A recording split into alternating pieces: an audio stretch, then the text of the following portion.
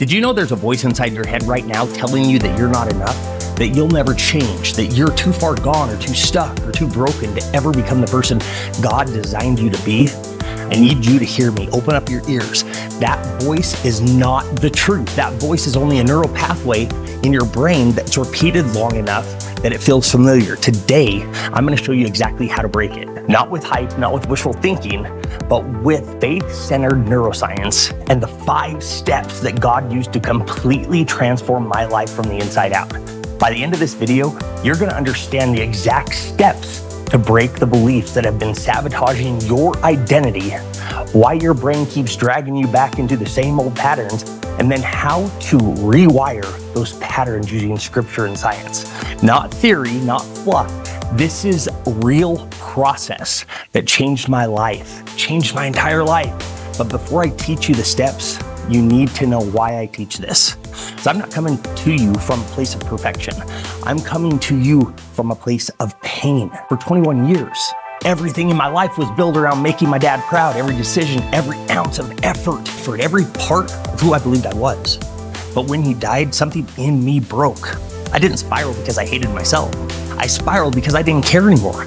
I didn't know who I was without him. And without even realizing it, my brain formed a belief that ran my life for years. If none of this matters, if he's gone, none of it matters. If he's not here, that one sentence shaped everything in my reactions, my habits, my addictions, my numbness, my identity. I wasn't seeing reality, I was seeing my belief. This is how the brain works. Your brain is a pattern recognition machine. It builds belief from repetition. It takes every experience, every success, every wound, every moment someone praised you or rejected you. And then it builds a pathway out of it. But the most powerful system in your brain is the RAS, the reticular activating system. This is your brain's filter. It filters millions of pieces of information every second.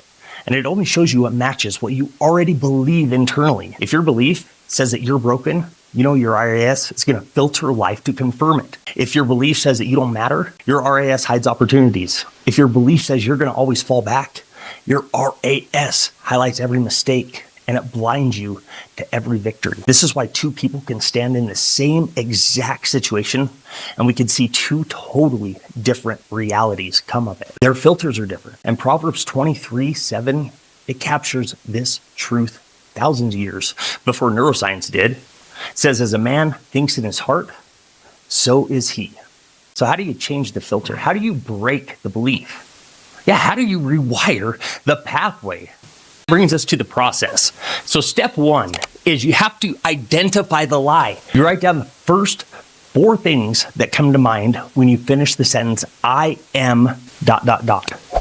When I did this, honestly, I wrote the 4 statements. I'll tell you what they are actually. I wrote down, I am lost, I am broken, I want to be numb, and I am weak in my own strength. Those were my 4. Those weren't flattering. In fact, it kind of hurt my heart, but they were real. And until I faced those, nothing could change. Honesty is the doorway to transformation.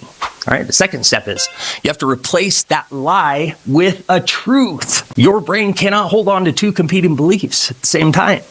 One belief wins, one belief loses, always. The one that you repeat the most becomes your dominant pathway. So you take every lie that you wrote down and then replace it with the truth that God speaks over you. If the lie says that I'm lost, the truth says, God guides my steps. If the lie says, I'm broken, you know the truth says? He heals the brokenhearted. If the lie says, I want to be numb, you know what the truth says? He gives me power. He gives me love and a sound mind. If the lie says I'm weak, you know what that truth says? The truth says his strength is made perfect in my weakness. This is Romans 12:2 in action. Renewal, renovation, rewiring. Okay, step 3. You have to speak that truth out loud. Speak the truth out loud, baby. This is where transformation accelerates, speeds up. Scripture says faith comes by hearing in Romans 10:17. Not thinking, right? Not remembering, but hearing. Your brain forms pathways based on repetition and sound.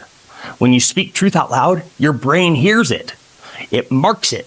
And it builds a pathway around it. This is why declaring truth is so powerful. It takes the truth out of the theory. And let me be real with you.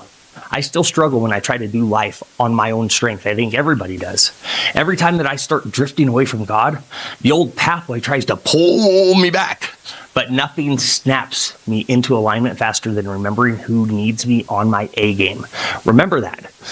PJ, my son, he needs me on my A game. He needs a dad who is present and awake. He needs a dad who chooses truth over numbness. He needs a dad who shows up even when I don't feel strong. That truth creates emotion. Emotion accelerates wiring. So I speak truth with intensity, purpose, and conviction. And now we complete step 4. You have to retrain your RAS, your reticular activating system.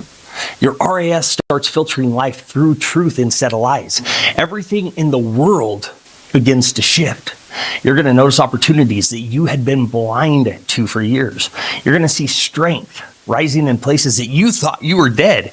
And you're going to see hope where you once saw nothing. But your RAS needs specific instructions. Every morning you have to tell your brain exactly what to look for. Today, I'm looking for evidence that God is working in my life. Today, I'm looking for the moments where his strength shows up in my weakness. Today, I am looking for proof that I am becoming who he created me to be. Your RAS, it delivers what you tell it to find. If you don't give it instructions though, it's going to default to your old belief. But if you direct it daily, not sometimes, daily, it will filter your entire day through truth.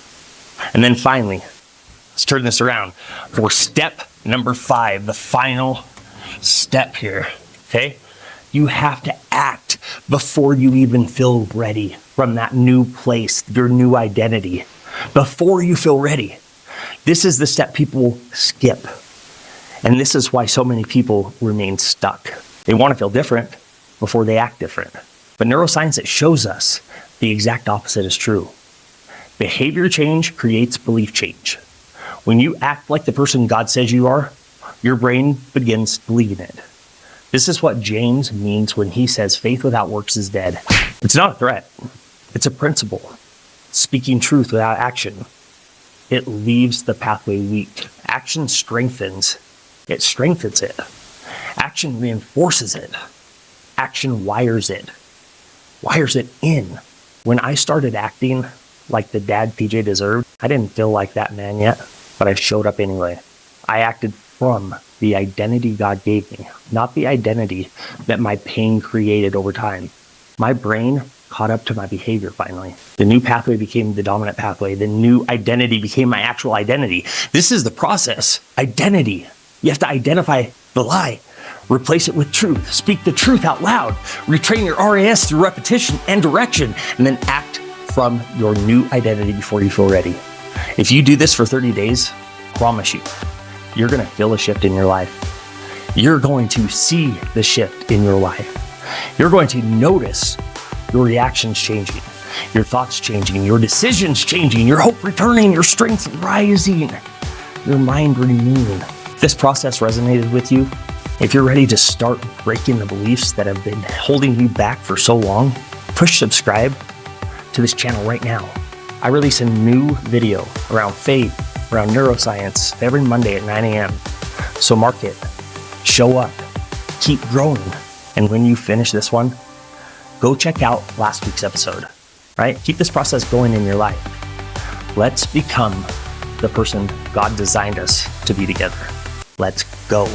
See you next week.